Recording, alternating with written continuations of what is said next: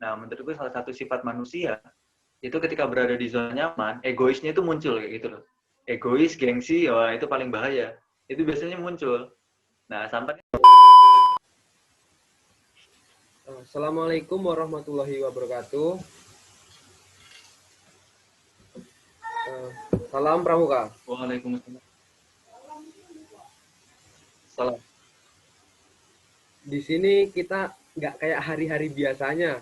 Biasanya saya sendirian, sekarang ada teman saya ini, Jainal Fatoni yang namanya. Kenapa kok sekarang berdua? Di sini saya ada tugas Pramuka, itu ditugaskan untuk mewawancari seseorang tentang implementasi atau enggak eh, penerapan dari dasar dharma Pramuka. Nah, saya pilih Jainal itu kenapa? Karena Jainal itu menurut saya ya orangnya tegas, orangnya pintar jugaan dan lain-lain lah macam-macam. Nah, langsung saja sebelumnya saya perkenalkan dulu Jainal ini. Jainal adalah seorang mahasiswa dari Universitas Semarang. Dulunya dia sekolah di SMA Negeri 3 Martapura, satu sekolahan sama saya dan satu kelas pula sama saya. Dia orang Lampung, tapi sekolahnya di Sumatera Selatan. Langsung saja, dulu saat SMA kami 3 tahun sekelas kenal ya. Ya, 3 tahun kurang lebih. Selama 3 tahun itu banyak sekali, menurut saya banyak sekali pengalaman. Tapi yang pengalaman yang paling menarik menurut saya itu pas saat mencalonkan ketua OSIS. Di saat itu pas mencalonkan ketua OSIS, dia itu si Jainal satu kelas sama saya, tetapi seluruh seluruh siswa di kelas itu dukung Jainal. Tapi ada 2 orang yang nggak dukung Jainal di kelas itu, terutama aku sama temen aku Daru. Kok kenapa begitu? Aku berpikiran, masa semuanya di kelas ini koalisi, nggak ada yang oposisi, kayak nggak seru aja sih di sini. Menurut tanggapan Jainal, perlu nggak adanya kayak koalisi oposisi dalam politik kecil-kecilan gitulah di SMA gitulah.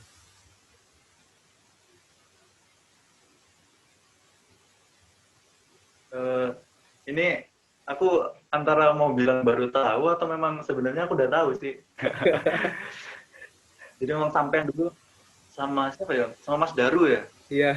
Oh, dan kalau misalkan kita berbicara tentang politik atau misalkan kita berbicara tentang pemilu, itu kan asas pemilu langsung, umum, bebas, rahasia, jujur dan adil. Nah ini rahasianya nggak boleh aturan tadi disebutin. Masa disebutin nggak milih? Tapi nggak apa-apa, ini kan kita belajar berorganisasi itu kan miniatur calon penerus bangsa ya. Jadi ya kita sambil belajar untuk intinya mencari pengalaman dan memperbaiki diri untuk proses pengembangan. Tadi sampai nanya, perlu nggak sih koalisi atau oposisi di apa namanya? Ini konteksnya organisasi kecil ya, dalam lingkup OSIS di sekolah ya, SMA. Kalau menurutku perlu banget itu. Ya karena apa ya, ibaratnya koalisi itu yang bisa menjadi controlling menurutku yang paling tak ambil. Justru kritik-kritik yang biasanya tak ambil itu dari oposisi. Terutama sampai Daru itu kan di kelas, kita kawan dekat nih, futsalan bareng, ngapa-ngapain bareng, ke masjid bareng, ke intinya di sekolah bareng terus. Tapi Saman nggak dukung aku, dan Saman paling banyak ngasih kritik kayak gitu, walaupun sarannya jarang. Tapi kritiknya tuh malah yang dengerin kayak gitu loh. Iya, ya, Jadi benar. kadang-kadang walaupun ada kayak gitu, wah, ya bener juga ya kadang-kadang. Jadi menurutku oposisi ini salah satu apa ya, salah satu bentuk controlling lah bagi seorang pemimpin atau seorang yang menjalankan pemerintahan atau organisasi.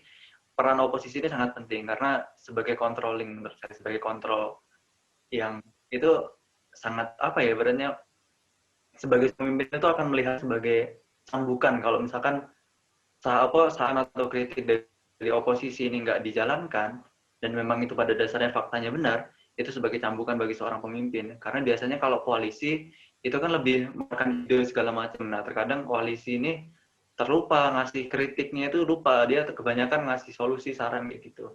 Sehingga kritik-kritik yang membangun itu lebih banyak dari oposisi, dan menurut itu kali. Iya, juga Anal. Itu kan kamu dulu menjabat sebagai ketua OSIS, itu tuh nggak seangkatan saja loh. Itu 3 angkatan, banyak sekali angkatan. Di pramuka kan juga kan diajarkan untuk kepemimpinan gitu kan. Tapi diajarkan dalam pramuka itu. Gimana sih kamu saat jadi ketua OSIS itu menjadi seorang pemimpin yang baik gitu?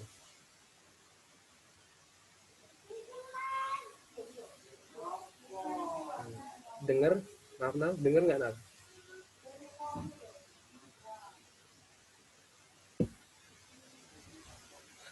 Maaf Jainal lagi gangguan sinyal, maaf sebelumnya. Nah, kita tunggu sebentar.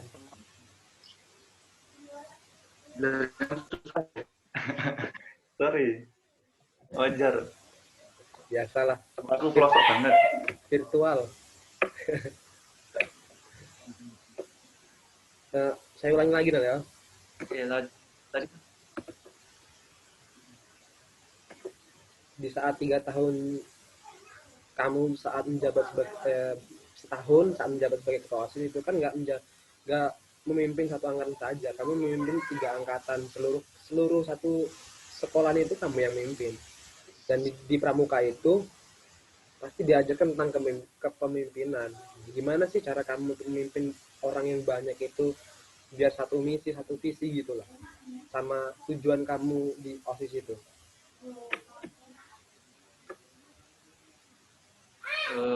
apa ya ibaratnya, sebenarnya apa ya, kalau aku pribadi itu belum, ya gimana kalau jelasin soal kepemimpinan, belum layak lah jadi contoh, sebagai contoh itu belum terlalu merasa diriku, oh kepemimpinanku bagus segala macam, belum.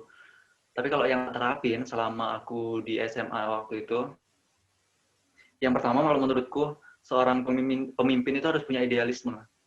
Artinya dia harus punya prinsip. Karena menurut saya prinsip bagi seorang pemimpin itu paling penting. Karena pemimpin ini ibaratnya apa ya, sebagai sosok sentral ketika memang suatu kebijakan atau suatu arahan yang bersumber dari seorang pemimpin, tapi ketika pemimpin tersebut nggak punya prinsip, ya gimana apa yang dipimpin akan merasa tenang gitu loh. Jadi kalau misalkan pemimpinnya mencela-mencela lah ibaratnya, habis ngomong ini, nggak deh harusnya gini, wah itu menurut saya sangat beresiko. Jadi seorang pemimpin harus punya prinsip. Yang pertama itu. Terus yang kedua, pemimpin itu harus punya apa ya ibaratnya, kalau menurutku bahasanya pendekatan kayak gitu loh. Pendekatan ini harus diimbangi dengan gaya penyampaian dari seorang pemimpin itu yang intinya mudah dipahami gitu loh. Mudah dipahami di sini pendekatan sifatnya yaitu melihat kondisi dan keadaan. Jadi ini kan siswa di satu SMA ini kan beragam ya. Ada yang pengennya kayak gini, ada yang orangnya kayak gini, ada kelompok yang kayak gini. Nah, itu menurutku perlu pendekatan gitu. Perlu pendekatan di sini artinya kita tuh misalkan dapat ngasih suatu kebijakan atau ngasih suatu masukan atau suatu program kayak gitu. Gimana caranya sih program ini bisa saya sampaikan yang ketika ibaratnya siswa lain itu sebagai yang menangkap gitu tuh mudah paham gitu loh. Dan mudah paham dan mengerti tujuan dari program atau kebijakan itu arahnya kemana kayak gitu. Nah, itu butuh pendekatan. Terus yang terakhir, ya jelas ya ibaratnya seorang pemimpin itu harus bisa ngasih contoh. Nah, ini contoh itu kan dalam Islam juga diajarin salah satu dakwah. Kan ada bilhal, bilisan. Nah, kalau aku tuh lebih seneng yang bilhal. Karena lisanku ini belum terlalu tentu bisa dipegang, tapi insya Allah dengan perbuatan, menurutku itu pendekatan yang paling bagus. Artinya terkadang kita misalkan ngasih contoh, tentang kan di SMA dulu kita tiap pagi harus nyapu ya, ibaratnya bersih-bersih halaman kayak gitu. Tuh. Itu sampean berdua paling jarang ya? Ya enggak lah, pas kelas 1 ya rajin, pas 2 agak mulai. Oh iya, pas 1. Kelas 3 nauzubillah min dzalik. Siklus Nah, itu SMA 3 biasa. Salah satu contoh yang bisa saya berikan yaitu tadi dakwah melalui contoh atau perbuatan. Jadi aku tuh paling nggak bisa sebenarnya kalau misalkan bersih-bersih itu ya contohnya. Ayo cepet itu diambilin, ayo nyapu kayak gitu. Aku tuh paling kayak gimana gitu. Tapi sebisa mungkin aku karena mengajak misalkan hal-hal kayak gitu tuh aku orangnya paling nggak enakan sebenarnya. misalkan itu sampahnya diambil loh, kayak perasaannya gimana, kayak nyuruh kayak gitu. Makanya aku kebanyakan ya aku yang ngawali nyapu duluan. Misalkan ada sampah ya tak ambilin gitu. Terus selanjutnya lain tadi apa namanya, prinsip, pendekatan, contoh melalui perbuatan. Yang ketiga, yang keempat ini adalah intinya masa. Ibaratnya masa ini teman-teman yang memiliki satu visi dulu. Karena nggak mungkin kita tuh bisa gerak sendiri kayak gitu. Makanya di organisasi OSIS khususnya itu kan ada banyak strukturnya, nggak cuma ketua saja gitu loh. Jadi ada wakil, ada sampai ke bawah, sampai anggota. Itu harus saling bahu-membahu gitu loh, bareng-bareng. Kayak misalkan kalau aku sendiri ya nggak mungkin toh terlalu banyak gitu. Makanya aku butuh teman-teman yang saling support, saling satu visi. Kita ngajain bareng-bareng setiap program, setiap kebijakan itu kita jalanin bareng-bareng. Dan itu suatu kegagalan menurutku karena aku nggak bisa ngajak kalian berdua. Kalau sama Daru. Sampai lo diajak bersih-bersih ada alasannya. Nah, menurutmu sih apa sih yang 3 tahun Mungkin itu yang paling berkesan menurutmu? paling berkesan. Ya di Ini SMA 3. apanya ini? Ya Itu kan banyak. saat saat jam sekolah lah pokoknya. Apa sih yang paling berkesan menurutmu? Paling berkesan. Gimana ya? Aku tuh paling berkesan itu waktu kita kelas pertama, kelas 1 ya, semester kelas meeting semester 1, kalau salah kelas 1. Kita jadi main futsal antar kelas. Nah, itu kan kita kalah nih di semifinal. Nah, terus kita perebutan juara 3 itu. Nah, kita udah mimpin 5-1 kalau nggak salah di babak pertama. Akhirnya di babak kedua kita diimbangin seri, terus adu penalti kita kalah. Dan kata itu ketua OSIS sebelumnya Kak Hendri kalau salah, kita dikasih apa namanya sebagai tim fair play. Tahu kan kenapa kita jadi tim fair play? Ya karena kita kelas 10 sendiri. Jadi manut-manut aja mainnya, yang penting main gitu. Gesek dikit ya apa Kak gitu. Nah, Itu berkesan malah. di SMA 3 itu kan kedisiplinannya tuh pasti diutamakan kalau saat kita dulu kan. Contoh makan 5 menit selesai. Lari habis makan lari gitu. Menurutmu sih bagus enggak penerapan kayak gitu? Kalau menurut saya sendiri sih bagus itu. Kalau menurut saya sendiri, kalau menurut Jainal gimana?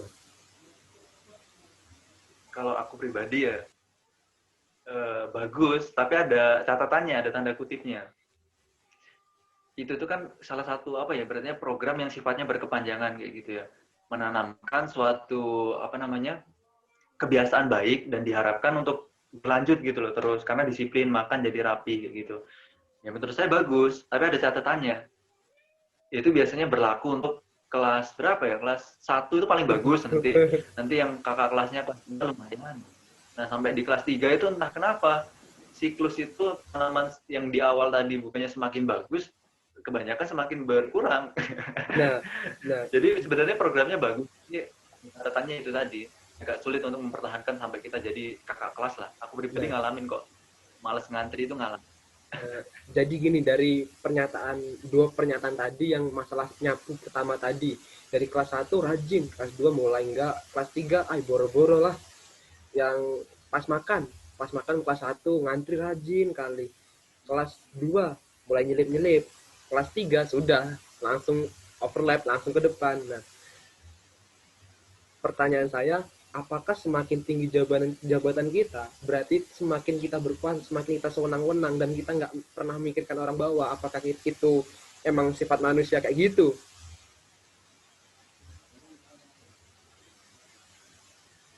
Aku jawabnya subjektivitas ya, nggak objektif. Karena kalau menurutku ini, menurut pendapatku pribadi, ini belum tentu benar.